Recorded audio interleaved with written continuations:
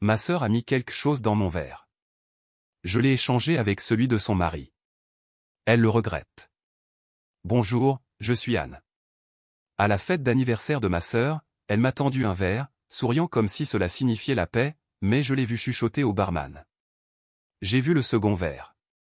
Elle voulait que je sois prise de vertige, impuissante, partie. Alors, j'ai fait un échange discret et j'ai regardé sa soirée parfaite se défaire.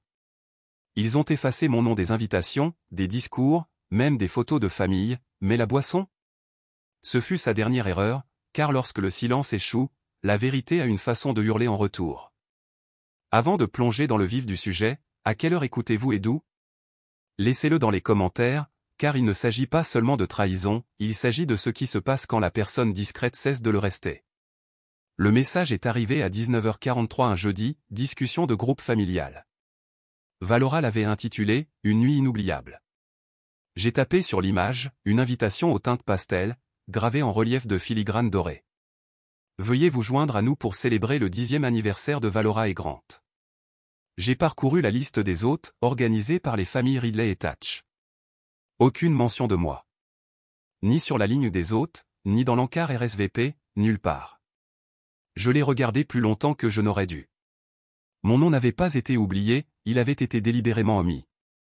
Puis maman est intervenue avec un emoji cœur et « J'ai hâte de voir tout le monde sur son 31 ». Ma poitrine s'est serrée. Tout le monde? Je suppose que cela signifiait tous les autres. Pourtant, j'ai tapé « Je serai là ». Non pas parce que je voulais y être, mais parce que je devais y être. Voilà à quoi ressemble parfois la dignité, se présenter là où l'on n'est clairement pas désiré et entrer la tête haute malgré tout. Le samedi, j'avais réservé l'hôtel moi-même, conduit seul, sans cavalier. Non que quelqu'un ait demandé. Charlotte avait la même apparence, soignée, polie, comme Valora. Chaque coin de la ville semblait avoir été arrangé pour Instagram, parterre de fleurs soigneusement plantées, trottoir brossé, portier souriant. Mais cette nuit-là, rien ne paraissait plus manucuré que le club de golf qu'ils avaient loué, piliers coloniaux, service de voiturier, et un jazz doux joué en direct près de l'entrée. Je suis sorti de ma voiture de location dans une robe anthracite, rien de tape à accent grave-l'œil, rien de trop discret non plus. Je suis passé devant deux jeunes filles qui posaient près des hortensias. L'une d'elles a chuchoté, « Est-ce qu'elle fait partie des traiteurs ?» Je n'ai pas bronché, j'ai juste continué à marcher. À l'intérieur, la salle scintillait. La palette préférée de Valora au rose poudré, ivoire et or pâle enveloppait l'espace comme une publicité de boutique de mariage. Des serveurs faisaient circuler des flûtes de champagne garnies de bail, un quatuor à cordes jouait quelque chose de léger mais coûteux. Je me suis arrêté près du plan de table, mes doigts parcourant les colonnes de noms. J'ai trouvé le sien, celui de son mari, même ceux de maman et papa, soigneusement calligraphiés à côté de « table principale ». Je n'y étais pas. Puis je l'ai vu, une chaise pliante. Pas le genre rembourré que tout le monde avait, celle-ci était simple, métallique, coincée près des portes battantes menant à la cuisine. Dessus, il y avait une serviette pas en soie comme les autres, mais un carré jetable plié en un triangle inégal. Il y avait une carte à côté, Anne. Juste mon prénom. Pas de titre, pas de chaleur. Je suis resté là un moment, regardant un serveur se faufiler, transportant des cocktails de crevettes. La porte derrière lui a grincé et a libéré une vague de chaleur de cuisine et d'ail. Je me suis assise sans un mot. J'ai croisé les jambes, souri faiblement, pris une lente inspiration.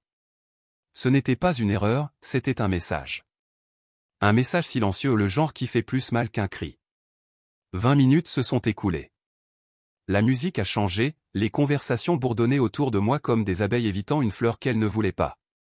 Puis est arrivée la soie pastel, les cheveux coiffés comme une reine de concours de beauté, le sourire répété à la perfection. Elle s'est approchée, un verre de prosecco dans une main. « Tu es venue, finalement ?» a-t-elle dit, ni chaleureuse, ni cruelle, juste assez pour meurtrir. « Je n'aurais manqué ça pour rien au monde », ai-je répondu. Elle s'est penchée, m'a fait la bise sur le côté de la joue, et a disparu dans un groupe de personnes qui riaient trop fort. Grant l'a suivi, s'arrêtant brièvement. « Salut, Ave », a-t-il dit, sans vraiment me regarder. Son eau de colonne m'a frappé en premier, puis une demi-étreinte que je n'avais pas demandée. « J'espère que tu as trouvé ta place. » « Oui », ai-je dit doucement. Elle était exactement où je m'y attendais. Il a souri comme s'il ne m'avait pas entendu et s'est éloigné. J'ai laissé mes yeux errer dans la pièce. Chaque table avait un centre de table, pivoine, bougie flottante, et serviettes pliées comme des orchidées aux des formes nettes, fières. La mienne était pliée en un petit iris. Une erreur ou un symbole? Je ne pouvais pas décider. Mais je me suis souvenu de quelque chose dit une fois quand nous étions filles, l'iris signifie au revoir, n'est-ce pas? J'ai ramassé la serviette lentement, mes doigts traçant ses fibres bon marché. Au revoir. Peut-être que tout cela n'avait jamais été que ça. Je n'ai pas beaucoup mangé, juste siroté mon verre d'eau le seul sur ma table. Personne d'autre n'est venu s'asseoir avec moi. Une petite fille avec des boucles m'a regardé de derrière la jambe de son père. J'ai souri, mais elle a dit, « Papa, pourquoi cette dame est assise toute seule ?» Il a eu l'air embarrassé. « C'est de la famille, ma chérie, je crois. » Elle a plissé le nez. Elle n'était même pas sur la liste. Et c'est là que j'ai réalisé que je n'avais pas seulement été oublié, j'avais été retiré. Et je ne me suis pas retourné. Je n'avais pas besoin de savoir qu'il avait dit, elle n'était même pas sur la liste. Parce que la vérité avait déjà trouvé son chemin dans ma poitrine. Elle s'y est installée, froide et certaine, comme une pierre coulant dans l'eau. La pièce s'est assombrie. Un léger carillon a retenti dans l'air, attirant l'attention de tous vers la table d'honneur. Quelqu'un a baissé les lumières tandis qu'un projecteur vacillait pour s'allumer. J'ai regardé la lueur danser le long des murs, projetant de brèves ombres de verre en cristal et de fourchettes levées. Valora et Grant se tenaient debout, les bras l'un autour de l'autre, rayonnant comme s'ils étaient sculptés dans un éditorial de magazine intitulé « Le bonheur », soigneusement mis en scène. 10 ans, commença Valora, sa voix claire, douce, confiante. 10 ans à construire une vie avec cet homme incroyable. Applaudissements.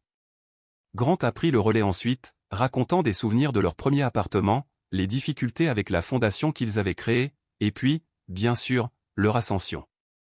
Ils ont commencé à citer des noms, à nos parents, qui nous ont tout donné. Au frère de Grant, qui nous a aidés à concevoir les premiers modèles Grant. À Danica, qui nous a présenté à notre premier investisseur. Et à tous les amis et la famille qui ont rendu ce rêve possible.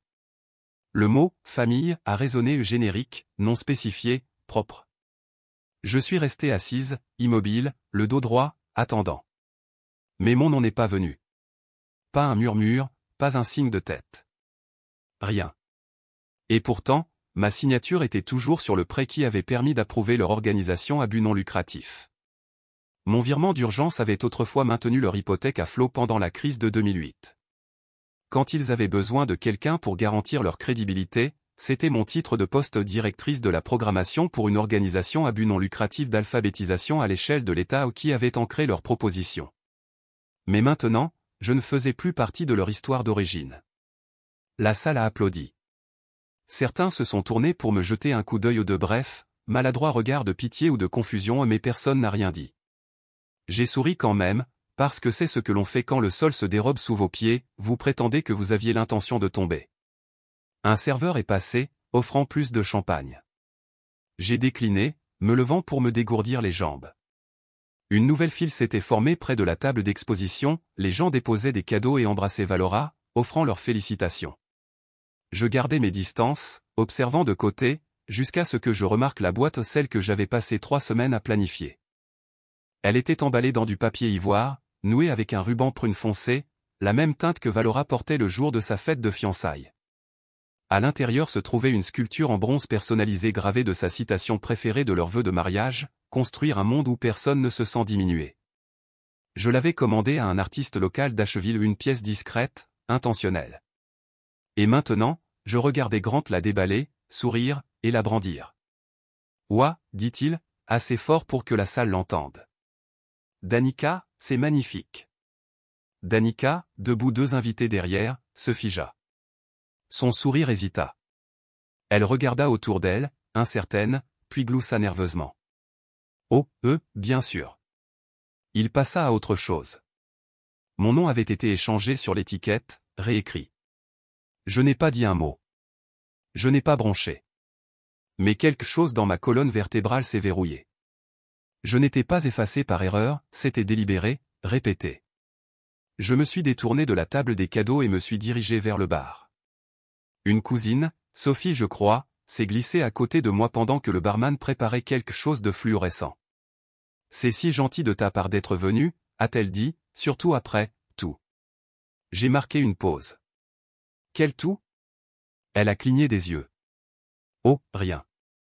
Juste, tu sais, toute cette tension.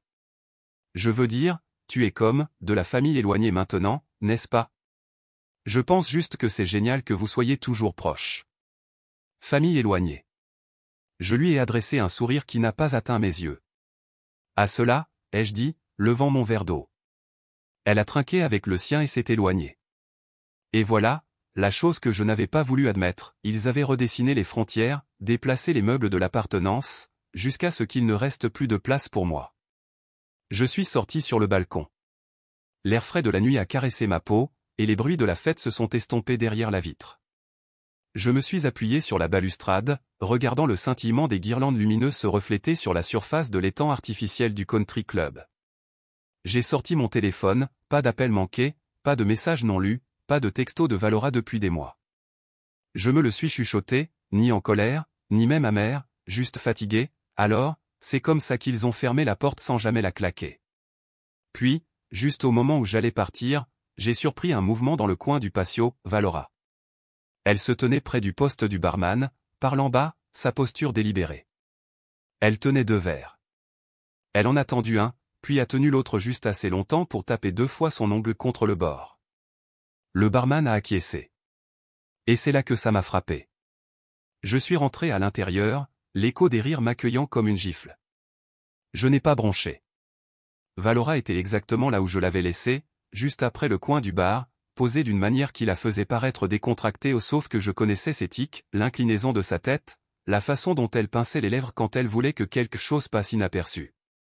Elle a croisé mon regard, a souri largement, et a levé un verre. Mélange spécial pour toi, a-t-elle dit doucement, marchant vers moi et le pressant dans ma main comme une offrande de paix. Le verre était frais, le bord embrassé d'une tranche de citron vert.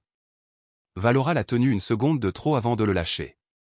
Son ton était léger, mais ses yeux ceux-là n'ont jamais appris à mentir complètement.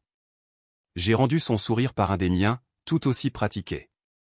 Merci, ai-je dit, enroulant mes doigts autour du verre comme si c'était n'importe quelle autre boisson, comme si c'était n'importe quelle autre nuit.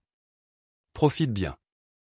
C'est un favori ici, a-t-elle ajouté, puis s'est détournée sans attendre un toast. J'ai acquiescé et me suis glissé vers le couloir près de la sortie latérale, levant le verre dans un geste silencieux de remerciement à un serveur qui passait, comme si j'avais toute l'intention de rejoindre à nouveau la foule. Ce n'était pas le cas. Dehors à nouveau, je me suis déplacé dans l'ombre juste au-delà du chauffage de terrasse. La brise s'était encore rafraîchie. J'ai expiré lentement, écoutant le jazz étouffé qui s'échappait de la salle de banquet. À travers la vitre lambrissée, je l'ai vue. Valora ne s'était pas beaucoup éloignée du bar. Elle ne riait pas, ne se mêlait pas aux autres. Elle me regardait. Pas de manière décontractée, pas comme quelqu'un heureux de voir sa sœur profiter de la fête. C'était le genre d'immobilité qui survient quand on attend que quelque chose de très spécifique se produise. Mon verre était toujours dans ma main. Et c'est là que j'ai su. Je suis rentré à l'intérieur. Grant était distrait à l'angle opposé, riant avec un de ses amis, un verre plein posé juste derrière lui sur la table où il l'avait laissé. J'ai regardé autour de moi. Personne ne regardait. Personne ne regardait jamais vraiment quand il s'agissait de moi. D'un coup de poignet, j'ai posé le mien à côté du sien et j'ai échangé les deux rapides et fluides. Le sien avait de la condensation le long du bord, intact. Puis j'ai reculé, j'ai pris le verre de Grant le sur et j'ai bu une petite gorgée.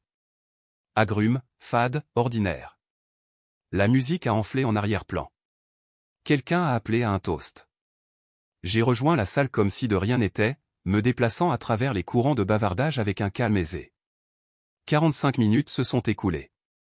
La voix de Valora résonnait de quelque part près de la scène, riant trop fort à quelque chose qui n'était pas drôle. Je ne l'ai pas regardé, j'ai observé Grant à la place. Il était au milieu d'une histoire sur leurs vacances à Napa quand son visage a changé. Sa main a touché sa poitrine d'abord, puis son abdomen. Il a cligné rapidement des yeux, a eu l'air confus. La sueur a perlé sur sa tempe rapide et soudaine. « Chérie » a-t-il murmuré et a trébuché d'un demi-pas en avant. Les gens ont levé les yeux. Quelques gloussements, puis la salle s'est tue. Il s'est légèrement courbé, un hoquet, une main agrippant le dossier d'une chaise. J'ai besoin d'une minute, toilette, a-t-il marmonné, se déplaçant déjà. Les invités se sont écartés. Quelqu'un a demandé s'il avait mangé des fruits de mer, c'est probablement le gâteau de crabe, a dit Diane, sirotant son cocktail sans manquer un battement. Mais je savais mieux. Le visage de Valora avait changé, pas assez pour que la plupart le remarquent, mais assez pour moi. Son sourire, toujours acéré, semblait maintenant figé. Ses yeux ont filé au-delà de moi, vers la table, vers le verre que je n'avais jamais touché. Elle l'a fixé une seconde de trop, puis son regard est revenu sur le mien. Je n'ai pas cligné des yeux. Je n'ai pas souri narquoisement. J'ai simplement regardé son erreur se dérouler en temps réel. À ce moment-là, elle a réalisé ce que j'avais fait. Et j'ai réalisé jusqu'où elle irait. Je me suis glissé discrètement vers le couloir, celui menant aux toilettes, moins parce que je voulais prendre des nouvelles de Grant, plus parce que j'avais besoin d'espace. Mais en passant devant le porte-manteau près de l'arrière, je les ai entendues, deux femmes, plus âgées, vêtues de ton doux. Elles se penchaient l'une vers l'autre, chuchotant comme des écolières lors d'un scandale. Tu as entendu, dit l'une. Elle est instable. Elle a déjà fait des choses avant. L'autre soupira. C'est triste, vraiment. On essaie d'inclure les gens, mais il y en a toujours une. Je n'ai pas arrêté de marcher. Je n'avais pas besoin de demander qui était, elle. Je suis sorti par la sortie du personnel et j'ai sorti mon téléphone. Il n'y avait pas de message manqué. Toujours rien de Valora. J'ai ouvert un texto vierge et j'ai tapé 4 mots pour moi-même, garde le verre. Maintenant. Et puis, alors que la nuit m'enveloppait et que la musique à l'intérieur continuait de jouer comme si rien ne s'était passé, j'ai laissé le silence s'installer à nouveau. Je n'avais pas bu le poison, mais j'ai goûté la vérité. Et c'était suffisant pour brûler. Je suis rentré, me glissant sur les bords de la foule comme si de rien n'était. Le verre avait disparu depuis longtemps, laissé sur le rebord derrière le chauffage de terrasse, exactement là où les yeux de Valora s'étaient posés quand Grant s'était éloigné en trébuchant. Je ne me sentais pas triomphante, pas encore. Je me sentais juste alerte. Grant est réapparu environ 15 minutes plus tard, le visage pâle mais souriant maintenant comme si de rien n'était. Il a tiré sur son col, a bu de petites gorgées d'eau, et s'est penché près de Valora comme pour la rassurer qu'il allait bien. Elle a acquiescé, touchant son poignet, son sourire rigide. L'événement se poursuivait comme si personne n'avait rien remarqué. Le maître de cérémonie, un de ses vieux copains d'université, a tapoté le microphone avec un peu de panache. Très bien, tout le monde. Puisque c'est une célébration de l'amour et de l'endurance, ouvrons la parole à quelques souvenirs de famille. Quelqu'un d'assez courageux. Quelques rires épars. À ma surprise, Grant a levé la main, un peu chancelant mais désireux. Pourquoi pas, dit-il, se dirigeant vers la scène, son verre à la main. Valora ne l'a pas arrêté, mais son expression a changé au pas d'alarme, pas d'approbation, quelque chose d'autre. Comme si elle venait de réaliser qu'elle avait oublié de répéter cette partie du script. Il a pris le micro et a ri maladroitement. Vous savez, quand on est marié depuis 12 ans, les histoires s'accumulent. Quelques rires polis. La salle s'est penchée. La voix de Grant est devenue plus chaude, un peu pâteuse, comme si l'alcool n'avait pas tout à fait quitté son système. Il y a eu cette fois, notre entreprise était sur la corde raide. Vraiment mal. Valora et moi étions, honnêtement, nous étions dépassés. Nous étions allés trop loin, trop vite. Et c'est Anne. Il a tourné ses yeux vers moi. C'est Anne qui nous a sauvés. La salle s'est figée, comme si quelqu'un avait coupé la musique de fond sans prévenir. Elle a viré l'argent. Sans question, sans jugement. Valora ne voulait même pas lui demander, mais Anne a dit oui avant même que nous ayons fini d'expliquer. Il a souri. Je n'ai jamais oublié ça. Je n'ai pas bougé. Mon verre de vin est resté ancré sur la table, mes doigts lâches autour du pied. Toutes les têtes se sont tournées maintenant, vers moi. C'était silencieux de cette manière étrange, comme le moment juste avant le tonnerre. Puis, une salve d'applaudissements maladroits, quelques murmures, une toux du fond. Les yeux de Valora étaient fixés sur Grant, son sourire disparut. Pas de la colère, exactement, mais elle ressemblait à quelqu'un dont le vase préféré venait d'être renversé de l'étagère devant des invités. Grant a fait une petite révérence et est retourné à leur table. Je suis resté immobile. Il ne l'avait pas fait exprès. Il ne confessait pas par culpabilité. Ça lui avait échappé. Et cela rendait les choses pires. La vérité avait flotté au non filtré, brute, réelle, et impossible à ignorer. C'est à ce moment-là que quelque chose a commencé à se briser. Pas avec un cri, avec une fissure venant d'en bas. Plus tard, après que la danse eut repris et que la tension eut été avalée par le vin rouge et le gâteau, je me suis éloigné du bruit et j'ai erré vers le jardin latéral où les enfants jouaient sous des guirlandes lumineuses. Je me tenais sous une treille, les regardant chasser des bulles. Une petite main a tiré sur ma robe. J'ai baissé les yeux sur les grands yeux curieux d'Élise, la fille de Valora. Ses boucles rebondissaient quand elle inclinait la tête. « Êtes-vous l'une des aides » demanda-t-elle gentiment. Maman dit que cette fête est juste pour la famille. Ma gorge s'est nouée, mais j'ai souri. Je me suis baissé à sa hauteur et j'ai lissé ses cheveux. Je l'étais, ai-je dit. Elle a rayonné et s'est enfuie pour rejoindre les autres. Et juste comme ça, plus que le discours de Grant, plus que la boisson, j'ai senti quelque chose se fissurer. Je n'étais plus ignoré. J'étais redéfini, réutilisé, classé. Au moment où je suis rentré dans la salle principale, il était presque 21 heures. La salle s'était à nouveau adoucie, certains invités disant au revoir, d'autres s'attardant près des tables de dessert. Valora m'a trouvé la première. Elle s'est glissée à côté de moi avec un calme qui était pratiqué. « Ça va » demanda-t-elle, les yeux brillants, la voix teintée d'une inquiétude feinte. « Je vais très bien » ai-je dit, laissant mes mots en suspens. Elle a légèrement incliné la tête. « Tu n'as pas fini le verre que je t'ai donné. » J'ai laissé cela en suspens plus longtemps, puis je me suis penché assez près pour qu'elle seule puisse entendre. « Non » ai-je dit doucement, mais ton mari l'a fait. Le sourire de Valora n'a pas complètement disparu, mais il a cessé de signifier quoi que ce soit. Elle a cligné une fois des yeux. Je suis passé devant elle et j'ai pris place près du piano, non pas pour jouer, juste pour être vue présente, silencieuse. Si je sortais maintenant, il gagnerait. Alors, à la place, je suis resté et je les ai laissés faire la prochaine erreur. Alors, je suis resté. Je me suis assise le dos droit et la bouche fermée, refusant d'être celle qui flancherait la première. J'ai regardé la salle revenir au rire, j'ai regardé passer les assiettes de tarte au citron, j'ai regardé Valora siroter un nouveau verre de vin comme si de rien n'était, jusqu'à ce que cela arrive. Juste avant les derniers toasts, juste au moment où quelqu'un baissait à nouveau les lumières pour un montage de clôture, Valora s'est levée. Elle n'a pas tapoté le microphone. Elle ne s'est pas éclairci la gorge. Elle a juste parlé, comme une enseignante grondant une classe dont elle attendait toujours l'obéissance. « Je sais que ce soir est censé être joyeux » a-t-elle dit, sa voix tendue et aiguë, comme une corde trop étirée, mais je ne peux pas ignorer ce qui vient de se passer. La salle s'est tue instantanément.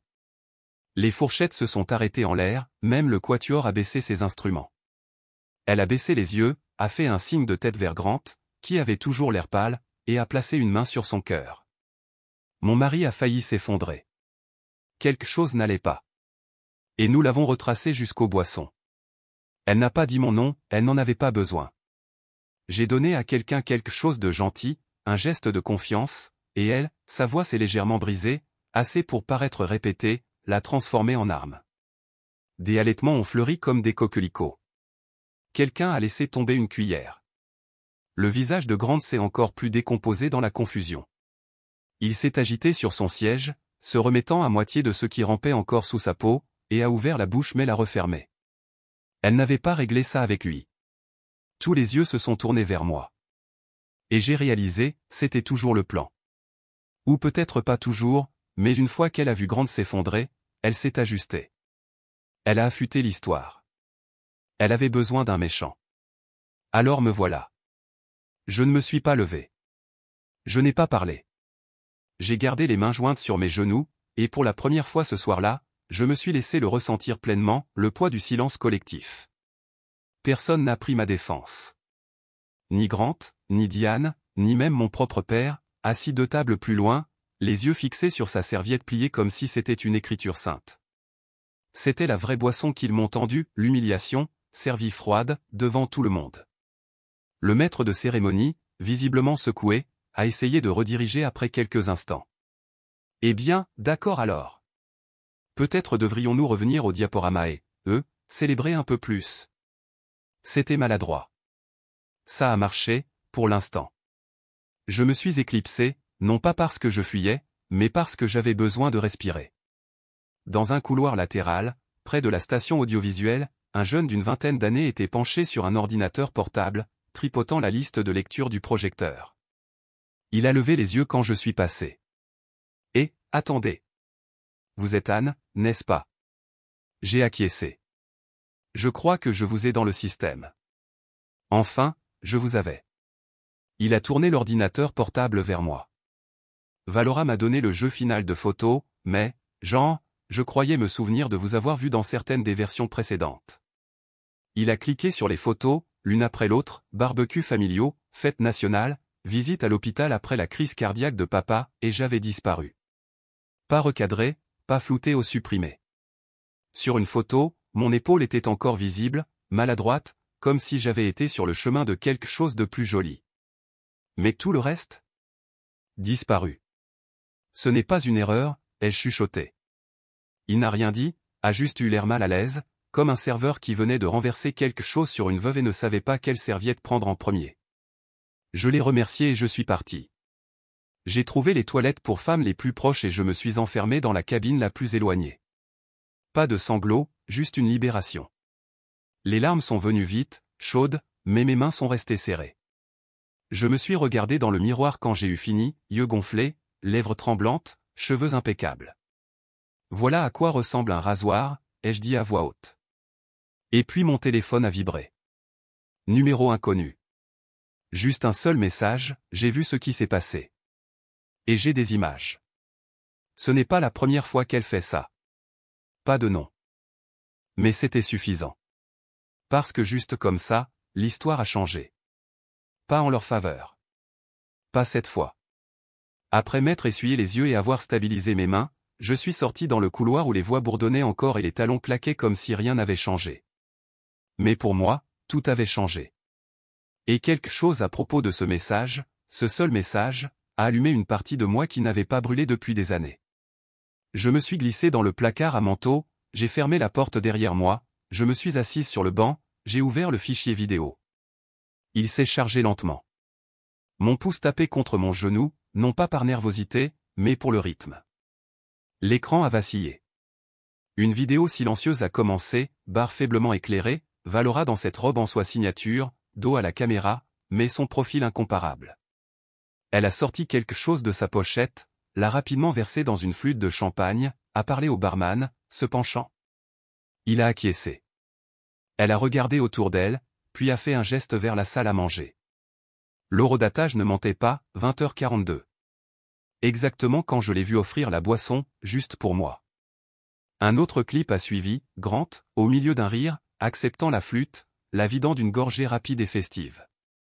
Un troisième clip, Valora, sur le côté, parlant à une femme que je ne reconnaissais pas, sa main voletant comme pour écarter quelque chose.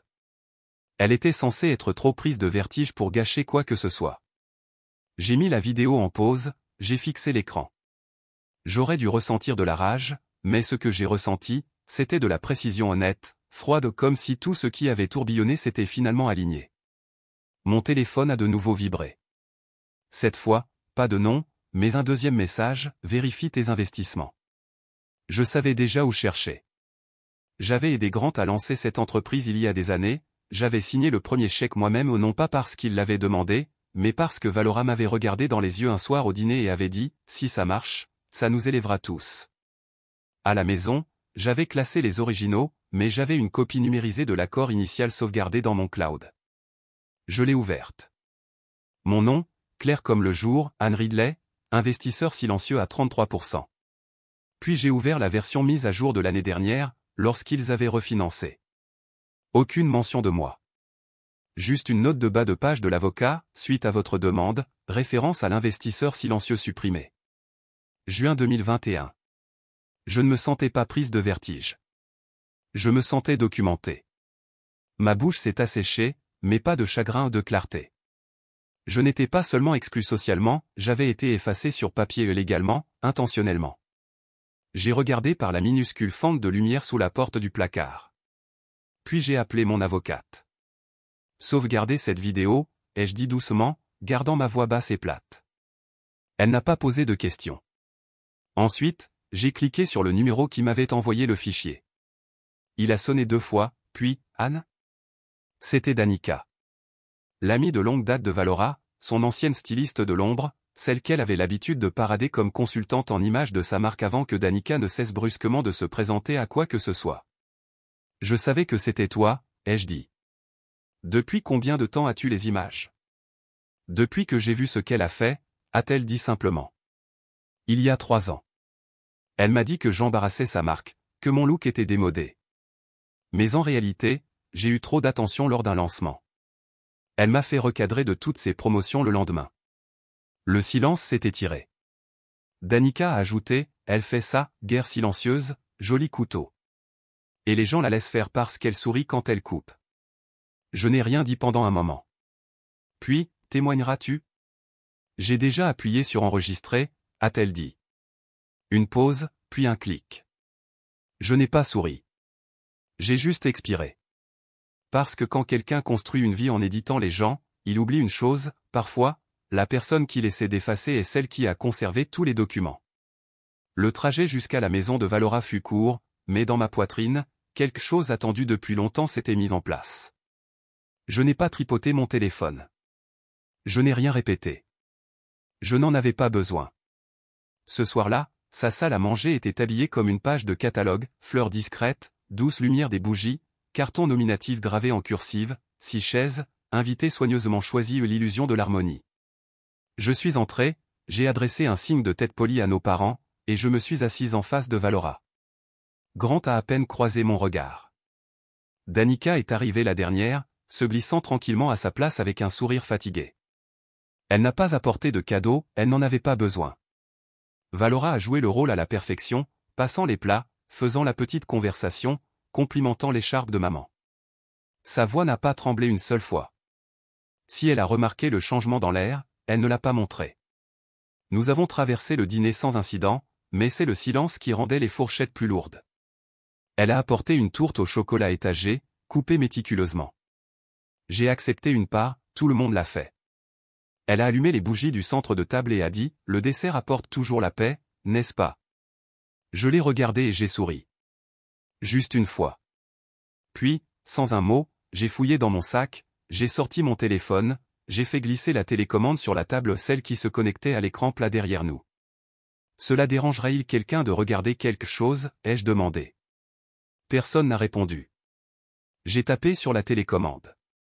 La télévision s'est animée, les tons chauds de la salle à manger s'estompant par rapport à l'image froide à l'écran. Il y avait Valora dans la robe dont elle était si fière, se penchant sur le bar, sortant une bouteille de sa pochette, la versant dans une flûte de champagne, sa posture fluide, délibérée. Puis un montage sur Grant, levant ce même verre au milieu d'un rire. L'écran s'est figé alors qu'il avalait. Le dernier clip, Valora chuchotant à une femme hors champ, elle était censée être trop prise de vertige pour gâcher quoi que ce soit. Silence. La fourchette de papa a cliqueté contre son assiette. Le visage de maman s'est vidé de sa couleur. Danica n'a jamais quitté l'écran des yeux. La chaise de Grant a grincé alors qu'il se penchait en avant. Qu'est-ce que c'est que ça? La voix de Valora s'est brisée. C'est faux. Les gens peuvent tout éditer de nos jours, tu le sais bien. Danica a calmement fouillé dans son sac à main. Elle a fait glisser un dossier sur la table lentement, sûrement. À l'intérieur, des captures d'écran avec horodatage, métadonnées, une copie du fichier vidéo complet et non coupé avec la documentation de la chaîne de possession, et une lettre imprimée. L'écriture de Valora, datée de 2 ans, d'une de ses séances de thérapie. Je l'avais lu avant, j'ai du mal avec le besoin de contrôler comment les autres voient Anne. Elle a toujours été trop discrète, trop capable. Je ne pouvais pas le supporter. La bouche de Valora s'est entr'ouverte, mais aucun mot n'est sorti. J'ai laissé le moment respirer, puis j'ai dit, je ne suis pas ici pour détruire ta vie, Valora. Juste pour récupérer la mienne. Elle m'a regardé comme si elle ne comprenait pas la langue que je parlais. Peut-être qu'elle ne la comprenait pas, pas vraiment. Papa n'a pas parlé, il a juste repoussé son assiette. Maman a chuchoté, Valora, comment as-tu pu? Grant s'est levée de sa chaise mais n'a rien dit, ses mains tremblaient légèrement. Danica s'est levée ensuite. Elle a posé une main sur mon épaule. Prête? J'ai acquiescé, j'ai ramassé mon sac, je me suis arrêté à l'embrasure de la porte. Il ne s'agissait jamais de vengeance, ai-je dit. Il s'agissait de visibilité. Je n'ai jamais été le problème. J'étais juste gênante. Personne ne nous a suivis. Personne ne nous a dit de rester. Et pour la première fois depuis très longtemps, j'ai quitté cette maison sans me demander si j'aurais dû faire quelque chose différemment. Je ne m'attendais jamais à ce que le silence dure, pas dans le monde de Valora. 3 jours après le dîner, mon téléphone a sonné avec un lien vidéo, anonyme, envoyé depuis un compte appelé « Vérité Famille Ridley ». La miniature seule m'a retourné l'estomac. C'était moi, en train de pleurer. Paraissant, pas fidèle au présent. C'était un clip d'il y a 6 ans, enregistré lors d'une crise de panique après l'opération de maman. Valora était restée juste assez longtemps pour appuyer sur enregistrer, puis était partie avant l'arrivée des infirmières. Et maintenant, la légende disait, une sœur instable ruine l'héritage familial. Encore une fois. Il avait été réduit à 20 secondes, sans contexte, sans audio au-delà de ma respiration haletante. Et il gagnait du terrain, des « j'aime », des repartages, des commentaires comme « pourquoi est-elle toujours la victime » ou « que quelqu'un aide cette femme ». Je reconnaissais l'écriture derrière cela, même si cela venait d'un compte de fans. Les empreintes de Valora étaient partout, la formulation, le timing, la cruauté habillée d'une image de marque soignée. Elle ne pouvait pas annuler la vidéo du dîner, alors elle a essayé de l'enterrer dans un récit différent, un récit qui la présentait comme la sœur aînée posée, forcée d'endurer sa sœur dramatique et brisée. Cela a fonctionné, au début. Ma boîte de réception s'est remplie de questions passives-agressives de membres du conseil d'administration de mon organisation à but non lucratif. Nous prenons juste de vos nouvelles, est-ce que tout va bien, mentalement? J'ai vu quelque chose en ligne qui m'a inquiété. Êtes-vous en sécurité? Je ne leur ai pas répondu immédiatement. À la place, j'ai ouvert mon disque dur. J'ai sorti la vidéo de sécurité non coupée. J'ai sorti les documents d'investissement numérisés, chaque talon de chèque, chaque contrat avec mon nom discrètement effacé. J'ai sorti la lettre de thérapie que Valora avait laissée une fois dans un dossier partagé à l'époque où elle croyait encore à la guérison. Si jamais elle parle, c'en est fini de nous, avait-elle écrit dans un mémo vocal après une dispute, je l'avais gardé aussi. Et j'ai écrit. Pas pour la vengeance, pas même pour la justification. J'ai écrit parce que le silence ne m'avait pas sauvé. L'essai que j'ai envoyé à la presse locale, à quelques blogueurs de confiance et à un donateur de longue date commençait simplement « Je n'ai jamais été une menace pour l'héritage familial, j'ai juste refusé d'en être effacé ». En pièces jointes, des preuves, des captures d'écran, des reçus et le mémo vocal. Il a été largement partagé en quelques heures. Pas de drame, pas de cri, juste de la documentation. Valora a réagi en disparaissant. Ses comptes de médias sociaux ont disparu du jour au lendemain. Mais le mal était fait, non pas parce que j'avais essayé de la détruire, mais parce que j'avais simplement dit la vérité. Ses sponsors ont commencé à retirer leur partenariat. Un membre du conseil d'administration de sa fondation de bien-être a publié une démission publique, citant des « valeurs irréconciliables ». Et Grant? Il a fait une petite valise et s'est enregistré dans un hôtel du centre-ville. Pas d'adieu dramatique, pas d'explication. Il n'a même pas retourné son appel. La nuit où je l'ai vu sangloter seul dans sa voiture, cela m'aurait fait mal autrefois. Cela m'aurait fait pitié. Mais pas maintenant. Pas après tout. À la place, j'ai ouvert un nouvel email, un qui était arrivé ce matin-là dans ma boîte de réception. Objet, merci. Je vous ai regardé rester silencieuse pendant des années. Je les ai regardés transformer votre absence en une histoire qui les mettait en valeur. Vous voir parler maintenant, c'est tout. S'il vous plaît, ne vous arrêtez pas, je me suis penché en arrière, fixant l'écran, ne souriant pas, ne pleurant pas, juste respirant. Parce que finalement, l'air me semblait à nouveau mien. L'air ce matin-là portait une immobilité que je n'avais pas ressentie depuis des années. Pas le silence, exactement, mais la stabilité, comme si le sol sous mes pieds avait enfin cessé de bouger. Je suis arrivé tôt, avant le premier invité. La salle polyvalente que nous avions louée n'était pas opulente, mais elle était à nous un centre communautaire juste à l'extérieur de Charlotte, rénové avec des fonds de la nouvelle subvention de leadership que nous avions obtenue. Il ne s'agissait pas de presse ou d'applaudissements, il s'agissait de la suite. Les chaises étaient déjà disposées en un large cercle, la lumière du soleil filtrant à travers les hautes fenêtres. Sur chaque table se trouvaient des piles de documents, des carnets neufs, et quelque chose que j'avais personnellement plié tard dans la nuit, une serviette en forme d'iris.